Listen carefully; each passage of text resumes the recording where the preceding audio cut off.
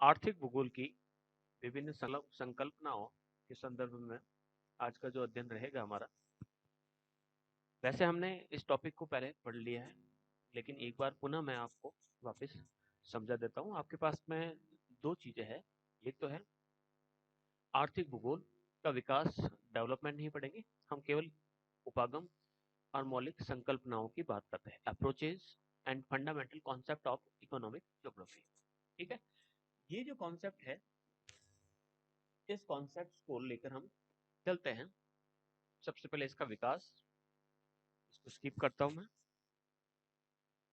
हाँ, तो टॉपिक है हमारा आर्थिक भूगोल के उपागम कौन कौन से, approaches to the study of economic geography. यहां पर हम क्या करते हैं कि आर्थिक भूगोल के अध्ययन के जो उद्देश्य हैं और जो प्रयुक्त विधियां हैं, उसके अनुसार निम्नलिखित उपागमों का प्रयोग होता है। यानी हम किन किन विधियों के तहत किन किन उपागमों का प्रयोग करते हैं, तो मूलतः आपके 6 प्रकार के उपागम हैं। तो इन उपागमों को हम एक बार पुनः पढ़ते हैं कि ये कौन कौन से उपागम है और हर उपागम का अर्थ क्या है। तो इस उपागम का हम अर्थ समझते हैं। सबसे पहले हमने लिया क्रमबद्ध उपागम, सिस्टमेटिक। ठीक है, तो सिस्टमेटिक तरीका क्या है कि आर्थिक भूगोल जो विषय है, इसमें उसकी जो सामान्य विशेषता है, जैसे कि हम किसी विशिष्ट आर्थिक तत्व का हम अर्थ ले लेते हैं। जैसे विशिष्ट आर्थिक तत्व के रूप में हम ले लेते हैं कि हमने एक लोहा लिया, फिलहाल हम लोहे को पढ़ रहे हैं, तो हमने आर्थिक तत्व लोहा सेलेक्ट किया। तो इसका अध्ययन हम किस प्रकार से करेंगे, तो हम इसको विश्व वितरण के संदर्भ में करेंगे कि विश्व में लोहा किन किन क्षेत्रों में पाया जाता है। तो इसको हम सिस्टमेटिक उपागम की तरफ किस प्रकार से देखते हैं।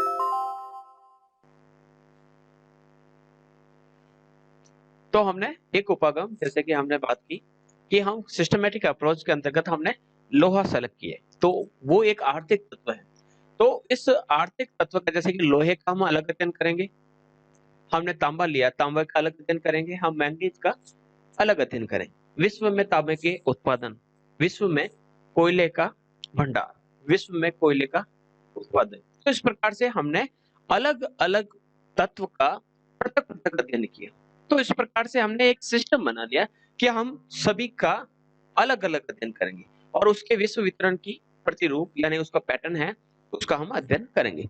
तो इसे हम सामान्य विश्व वस्तु परक उपागम की भी कह सकते हैं, जनरल टॉपिकल अप्रोच। ठीक है, इसका हम किस प्रकार से अध्ययन करते हैं, यहाँ तक आपको समझ में आ गया होगा। यहाँ तक हम समझने की बात करते हैं कि इसका हम उपयोग किस प्रकार से करते हैं। तो वस्तुपरक जो उपागम होता है, कमोडिटी अप्रोच, जिसमें हम किसी एक कमोडिटी की बात करते हैं।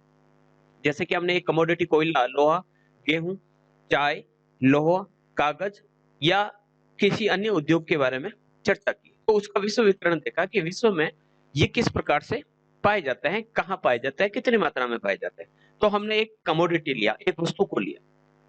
दूसरा जो है व्यवसाय परक। अब हम जिस वस्तु के बारे में अध्ययन करते हैं, उसका पृथक पृथक विश्लेषण नहीं कर रहे, यानी चाहे जैसे कि लोहे के का अध्ययन हम अलग कर रहे हैं, कोयले का अध्ययन अलग कर रहे हैं।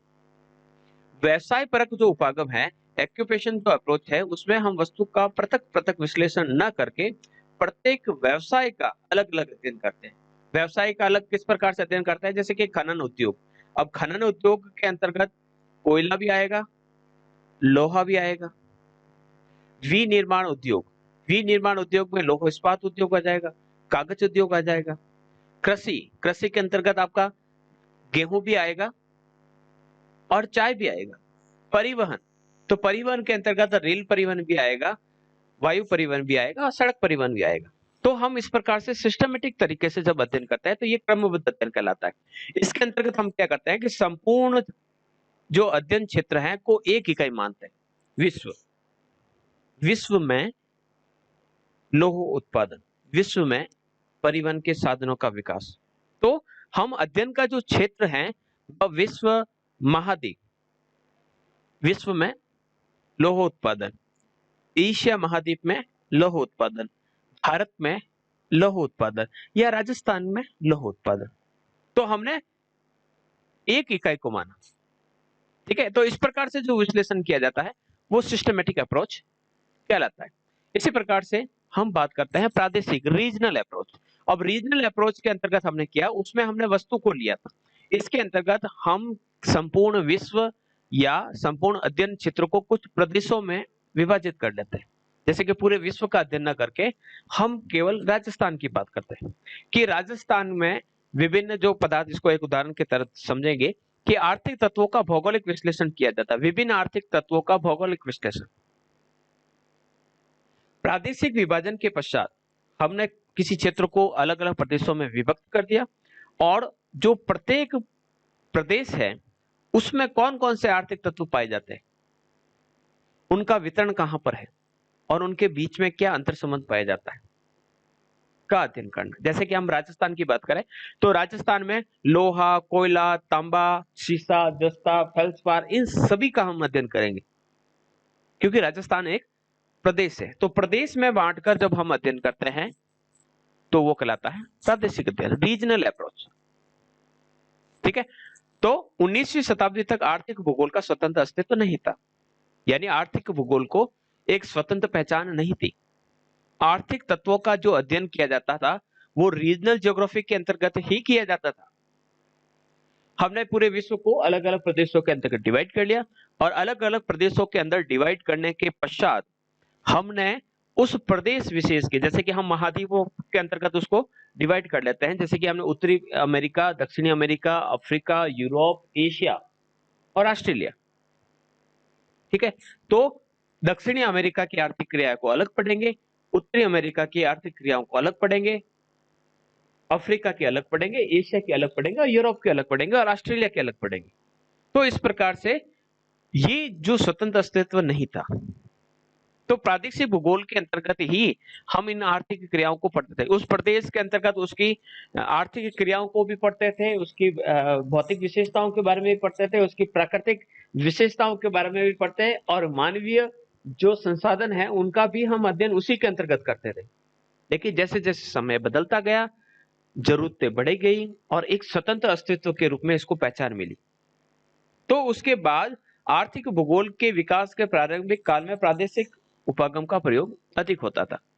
तो प्राकृतिक प्रदेश और राजनीतिक प्रदेश, प्राकृतिक मानचित्र आपने देखा होगा, राजनीतिक मानचित्र देखा होगा, तो वो किसी एक क्षेत्र विशेष का होता है। तो उस प्रदेश विशेष में कौन कौन सी आर्थिक क्रियाएं की जाती है, तो ये प्रादेशिक उपागम। ठीक है। नेक्स्ट चलते हैं सैद्धांतिक उपागम, थ्योरेटिकल अप्रोच। इस उपागम के अंतर्गत किसी तत्व या प्रदेश की सामान्य विशेषताओं, वितरण, प्रतिरूप का विश्लेषण।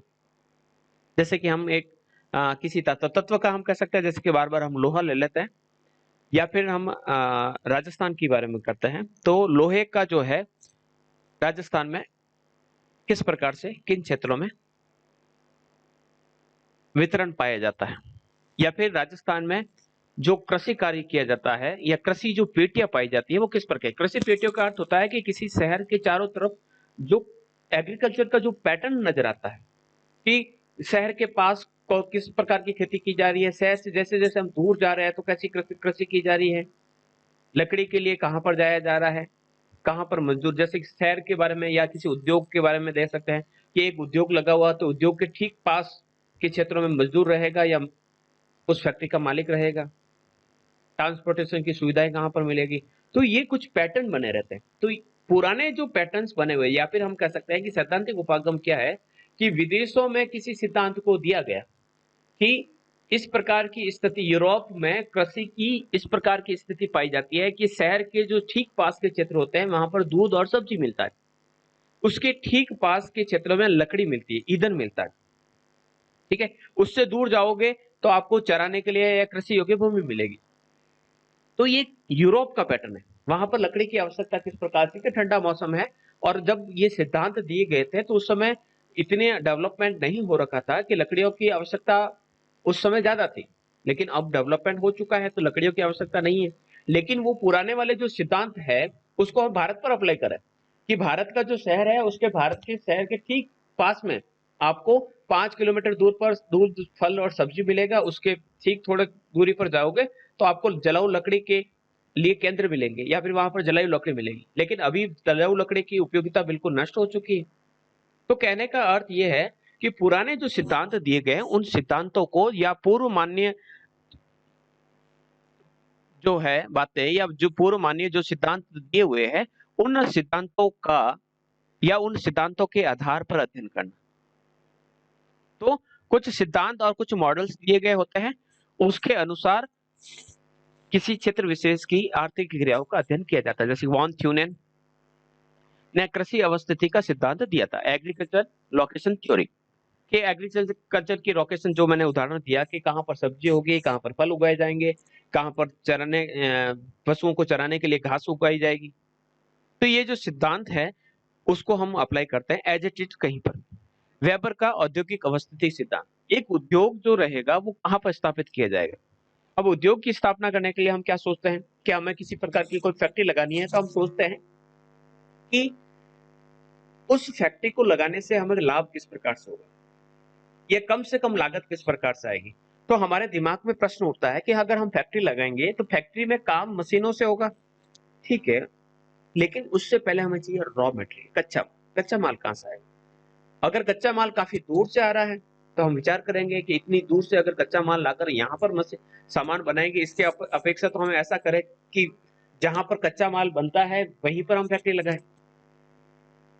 फिर दूसरी बात आती है कि हमारा जो माल बनेगा उसमें मजदूरों का प्रयोग किया जाएगा या मशीनों का प्रयोग किया जाएगा। और मजदूरों का अगर प्रयोग किया जाता है तो मजदूर मुझे सस्ते कहाँ मिलेंगे, तो जहां पर सस्ते मजदूर मिलेंगे तो फैक्ट्री में वहां लगाऊंगा। फिर हम कहते हैं कि हमने जो माल बनाया उस माल को हम बेचेंगे कहां पर, तो माल को बेचने के लिए हमें एक बाजार चाहिए। अब वो बाजार कितना दूर है, हम भारत में सामान बना रहे हैं और बेचने के लिए हमें कह सकते हैं यूरोप जाना पड़ रहा है। तो हम भारत में फैक्ट्री न लगाकर यूरोप में लगाएंगे। तो ये कई फैक्टर्स होते हैं, उन फैक्टर्स के आधार पर उद्योग की अवस्थिति तय होती है। तो वेबर का एक अवस्थिति सिद्धांत इंडस्ट्रियल लोकेशन थ्योरी है, उसके आधार पर, और एक क्रिस्टल का केंद्र स्थल सेंटर प्लेस जो थ्योरी है कि किसी शहर की बनावट में एक सीबीडी का क्षेत्र या फिर कह सकते हैं कि जो सेंट्रल पॉइंट होता है वो किस प्रकार का होता है। तो ये केंद्र स्थल इसको षटकोण के माध्यम से उन्होंने बताया था। तो ये जो सिद्धांत होते हैं इन सिद्धांतों का हम एज इट इज प्रयोग करते हैं, तो वो कहलाता है सैद्धांतिक उपगम। हम पुराने सिद्धांतों को नवीन अध्ययन में प्रयुक्त करते हैं। फिर हम बात करते हैं व्यवहार परक उपगम, बिहेवियरल अप्रोच। इसे आचार परक, हम सोचते हैं कि हम ये क्यों कर रहे हैं, किस लिए कर रहे हैं। तो 1980 के दशक में ये उपागम सामने आया, ठीक है। इसके माध्यम से भूगोल में क्रांतिकारी और गुणात्मक परिवर्तन आए। तो इस विधि में क्या किया जाता है, मानव व्यवहार को सर्वाधिक महत्वपूर्ण, मनुष्य क्या सोचता है, क्या वह सामान उत्पादित करता है तो लाभ लेकर कार्य करता है या सेवा सोचकर कार्य करता है। कई ऐसे जो होंगे फैक्ट्री मालिक, वो सोचते होंगे कि मुझे लाभ कमाना ही नहीं, मैं तो चाहता हूं कि ज्यादा से ज्यादा लोगों को सर्विस मिले। तो यहाँ पर फैक्ट्री लगानी हो या किसी खेत में कृषि करना हो, इसको प्रभावित करने का जो कार्य किसने किया, मानव के व्यवहार, उसकी सोच ने कि मुझे क्या करना है। तो ये जो है सबसे ज्यादा महत्वपूर्ण माना जाता है। अगर हम कहते हैं कि हम उदाहरण ले लेते हैं किसी जैसे कि हम उदाहरण ले लें, हम फालना का उदाहरण ले लेते हैं। हमारे फालना में छाता का उद्योग है, ठीक है। अब छाते का उद्योग फालना में खोला गया और हमारे यहाँ राजस्थान में तो इतनी गर्मी रहती है कि यहाँ पर तो छाते की आवश्यकता ही नहीं। फिर इस छाते उद्योग की क्या उपादेयता, क्या काम का, किस कारण से यहाँ पर छाता बनाने का कारखाना खोला गया, आवश्यकता ही नहीं है। यहाँ पर तो बारिश ही नहीं होती, तो छाते की कहाँ आवश्यकता। तो मनुष्य अगर सोचता है कि जिसने भी ये जो फैक्ट्री लगाई छाते की, वो सोचता है कि अगर यहाँ पर छाते की इंडस्ट्री लगाऊंगा और छाता तो बिकेगा ही नहीं, यहाँ कौन मेरा छाता लेगा। तो मनुष्य के मस्तिष्क पर निर्भर करता है, उसके व्यवहार पर निर्भर करता है कि वो कहां पर किस प्रकार की संस्था को खोले। हमारी संस्था की बात कर लेते हैं कि हमारी संस्था मरुधर महिला जो शिक्षण संस्थान है, वो इस पश्चिमी राजस्थान का एक बहुत बड़ा महिला शिक्षा के क्षेत्र में एक बहुत बड़ा संस्थान है। तो इसको खोलने के पीछे मनुष्य का व्यवहार काम आया, ना कि वहां पर अर्थ कि मुझे क्या फायदा होगा। तो फायदा नहीं सोचा गया, यहाँ पर व्यवहार को सोचा गया। इसको हम समझते हैं किस प्रकार से कि व्यवहार को सर्वाधिक महत्वपूर्ण माना जाता है। तो तथ्यों के विश्लेषण में मनुष्य की व्यक्तिगत और सामूहिक आचरण को प्राथमिकता दी जाती है। वो क्या सोचता है या उसका समूह क्या सोचता है, इस विधा में ये खोज करने का प्रयत्न किया जाता है कि इस कार्य को करने या न करने में या क्षेत्र विशेष के आर्थिक सामाजिक विकास में मनुष्य के निर्णय को उसका व्यक्तिगत या सामूहिक व्यवहार किस प्रकार और किस सीमा तक प्रभावित करता है। उसका यानी उसने सामाजिक रूप से सोचा या आर्थिक रूप से सोचा या दोनों को शामिल करके सोचा कि भाई थोड़ा फायदा भी हो जाएगा आर्थिक रूप से और थोड़ा समाज को भी फायदा हो जाएगा। तो ये जो विकास जो किया जा रहा है, तो मनुष्य ने जो इस प्रकार के निर्णय लिए तो उसको किस सीमा तक प्रभावित होना पड़ा। जैसे कि एक उदाहरण ले लेते हैं, हम एशियाई देशों की बात करते हैं तो वहां पर निर्वाह मूलक कृषि की जाती है। निर्वाह मूलक कृषि क्यों की जाती है? क्योंकि वहां पर जनसंख्या का दबाव अधिक है, जमीन ज्यादा है और आवश्यकता कम है, तो वहां पर निर्वाह मूलक कृषि की जा सकती है। परिवार बड़े हैं, खेत पर निर्भरता अधिक है। वही दूसरी तरफ पर हम अमेरिकी देशों की बात करें, वहां पर खाने वाले कम हैं, आवश्यकता कम है लेकिन जमीन ज्यादा है। तो दोनों में मनुष्य क्या क्या दृष्टिकोण कि एक तो यहाँ पर जमीन यहाँ पर भी है और जमीन यहाँ पर भी है, लेकिन एशियाई देशों में लोग ज्यादा है, अमेरिका में लोग कम है।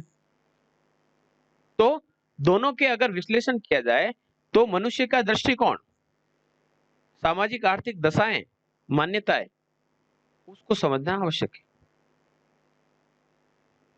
तो ये तय करता है कि वहां पर किस प्रकार की कृषि की जाएगी। तो ये केवल अपने परिवार की आवश्यकताओं पर ध्यान देता है। ये कहता है कि आवश्यकता है तो हम खरीद लेंगे, हमें पैसा कमाना है। इसी प्रकार से हम प्राकृतिक वनों की बात करें या पशुओं के प्रति जनता के व्यवहार को जाने बगैर वन प्रदेशों का भौगोलिक अध्ययन नहीं कर सकते कि मनुष्य वनों और पशुओं के प्रति कैसा सोच रखता है। अगर उसकी सोच सकारात्मक है तो वह जंगलों के प्रति उसका जो व्यवहार रहेगा वो अलग प्रकार का रहेगा। वो भविष्य की सोचेगा, न कि वर्तमान की। तो यही कारण है कि पाश्चात्य जो विकसित देश है वहां पर आर्थिक विकास में भौतिकवादी दृष्टिकोण रहता है। भौतिकवादी दृष्टिकोण का अर्थ होता है कि मानवीय दृष्टिकोण को वहां पर बिल्कुल भी स्थान नहीं दिया जाता है। वहां पर केवल ये सोचा जाता है कि फायदा कैसा होगा और अधिक से अधिक फायदा लेने के लिए वह प्रकृति को किसी भी हद तक नुकसान पहुंचाने के लिए तैयार रहते हैं। जबकि जो एशियाई लोग हैं वो भगवान पर विश्वास करते हैं, भाग्य पर विश्वास करते हैं कि जैसा नियति ने सोचा वैसा हो जाएगा। तो वो पीछे हो गए क्योंकि उन्होंने प्रयत्न नहीं किया, उसने प्रकृति को बदलने का प्रयास नहीं किया। तो एशियाई लोग क्या है? नियतिवादी है, वो निश्चयवादी है। और जो पाश्चात्य लोग जो है वो क्या है? भौतिकवादी है, सुसंभववादी। तो दोनों में जो फर्क है वो है सोच का। तो सोच तय करती है कि आर्थिक जो अध्ययन रहेगा या आर्थिक विकास रहेगा वो किस प्रकार का रहेगा। आई होप यहां तक समझ में आया होगा। फिर हम बात करते हैं कल्याण परक उपागम। नाम से ही पता चलता है वेलफेयर अप्रोच, ये भी एक नया उपागम। नाम से पता चलता है कल्याण, तो मानव समूह के कल्याण को ध्यान में रखकर उसको अधिक से अधिक बढ़ाना उसका उद्देश्य होता है। अब ये मानव कल्याण की जो अवधारणा है वो 20वीं सदी के उत्तरार्ध और पूर्वार्ध जान गए हो।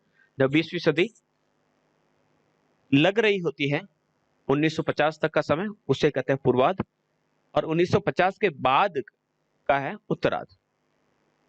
ठीक है, तो ये उपागम क्या कहता है कि मानव समाज और उसके पर्यावरण के मध्य ऐसे संबंध हो कि अधिक से अधिक मानव कल्याण हो। कल्याण मानव का होना चाहिए। प्रकृति में ऐसे बदलाव न लाए जाए कि प्रकृति मानव के लिए हानिकारक बने।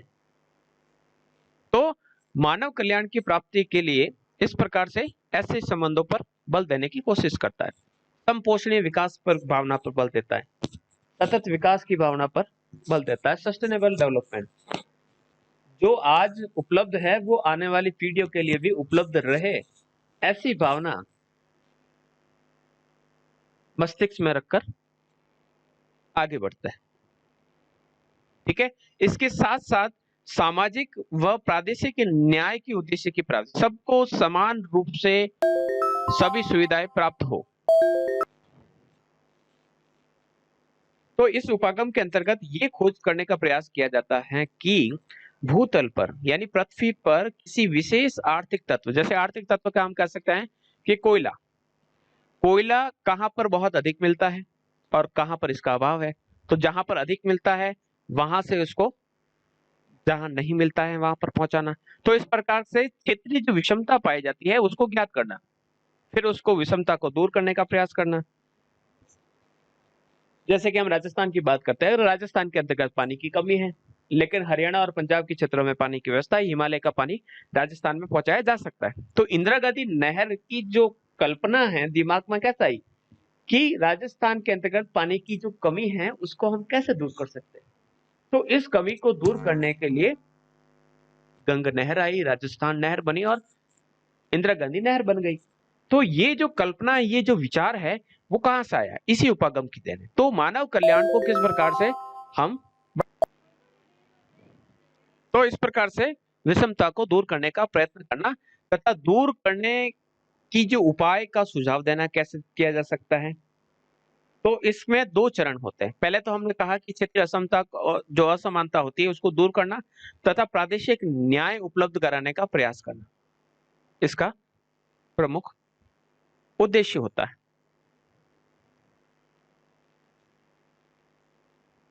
इस उद्देश्य की पूर्ति से आर्थिक आय के वितरण की असमानता में कमी आती है। कोई क्षेत्र ज्यादा विकास कर जाते हैं, कुछ क्षेत्र पिछड़े रह जाते हैं, कुछ राज्य बीमारियों की श्रेणी में आ जाते हैं, कुछ विकसित की श्रेणी में आ जाते हैं।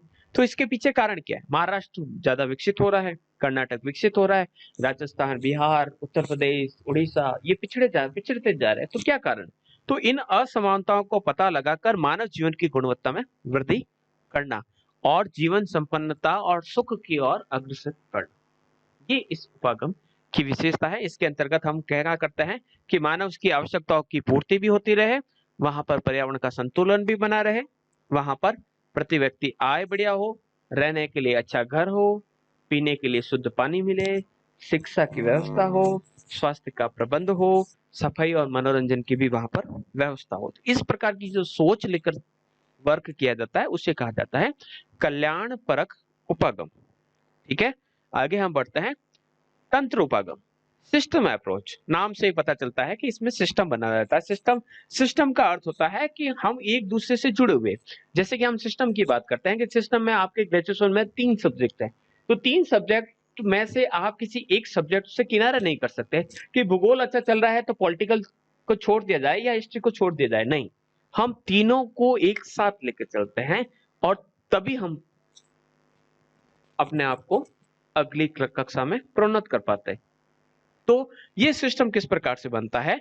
तो किसी प्रदेश के प्राकृतिक तथा मानवीय सभी तत्वों की पारस्परिक क्रिया प्रतिक्रिया के परिणाम स्वरूप ही उसका वास्तविक प्रतिरूप तैयार होता है।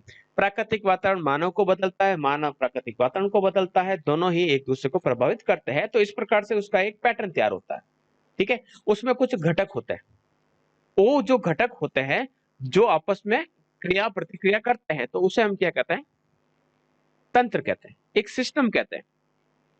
अब इस सिस्टम के अंतर्गत क्या किया जाता है कि आर्थिक भूगोल के जितने भी जो तत्व है वे आपस में तथा पर्यावरण तत्वों से संबंधित होते हैं। कि आर्थिक भूगोल का जो आधार है वो प्रकृति है, प्रकृति के बिना हमारी आर्थिक क्रियाएं किसी भी कार्य से ठीक नहीं चल सकती।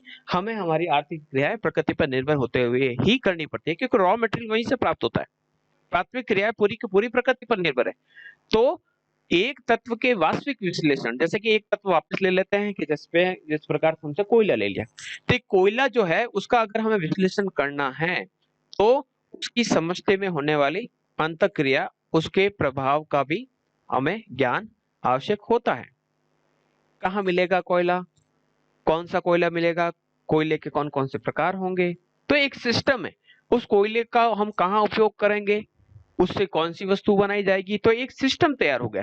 तो इस सिस्टम के बारे में हमारा अध्ययन शामिल रहता है। इसको एक उदाहरण के तौर पर भी हम कह सकते हैं कि ये आपके मानव भूगोल के पारिस्थितिक उपागम का एक नया रूप है।